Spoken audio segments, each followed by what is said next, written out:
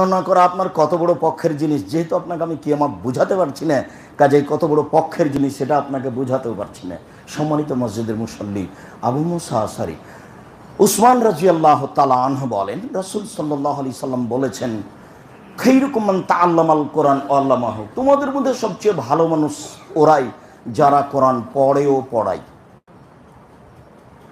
সবচেয়ে ভালো মানুষ ওরাই যারা পড়ে ও পড়ায়। বুখারী মুসলিম।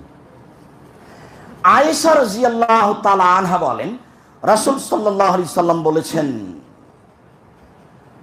আল মাইরু বিল কোরআনে মা সাফারাতিল কিরামিল বারারা, যারা কোরআন মাজিদ বুঝে পড়ে তারা বিচারের মাঠে সম্মানিত লেখকগণ ফেরেশতাগণের সাথে থাকবেন।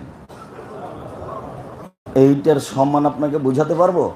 কাল যদি আপনার ছবিটা আপনাদের মন্ত্রীর সাথে উঠে, তাহলে আপনি খালি মরা পর্যন্ত বলবেন, দেখবেন আমার ছবি মন্ত্রীর সাথে আছে। আপনি কি মনে করেন আমি একদিন মন্ত্রীর সাথে ছবি তুলেছি? আপনার এটা অনেক অহংকারের গৌরবের বিষয়। এখন যদি আপনি বিচার মাঠে জিবরাইলের সাথে থাকেন, তাহলে আপনাকে আমি কি দিয়ে বোঝাবো এটা কত বড় মান? যারা লেখক কোরআন মাজিদের আল্লাহর পক্ষ থেকে ফেরেশতা, তারা খুব সম্মানী। তাদের সাথে যদি আপনি থাকেন বিচারের মাঠে, তাহলে আপনার কত বড় সম্মান তাকে আমি বুঝাতে পারবো? হাদিস তো বুখারী মুসলিম। হুজুর ভুল বুঝেছেন, আমি ওটা বলিনি। আমি যখন বলেছি বুখারী মুসলিম, তখনই কথা বলেছি। আম গাছে জাম ধরতে পারে, ধরে না। অমাবস্যা রাতে চাঁদ উঠতে পারে, উঠে না। সুঁয়ের ছিদ্র দিয়ে লাঙ্গলের ফল ঢুকতে পারে, ঢোকে না। সুঁয়ের ছিদ্র দিয়ে লাঙ্গলের ফল ঢুকে যেতে পারে, আম গাছে জাম ধরে যেতে পারে, অমাবস্যা রাতে চাঁদ উঠে যেতে পারে। আমি যে কথা বললাম এতে সন্দেহ আছে বলে কিয়ামত পর্যন্ত চেষ্টা করলে শরীর ঢোকানো যাবে না। তার নাম বুখারী মুসলিম। যখন বুখারী মুসলিম বলেছি তখন এই কথা বলেছি।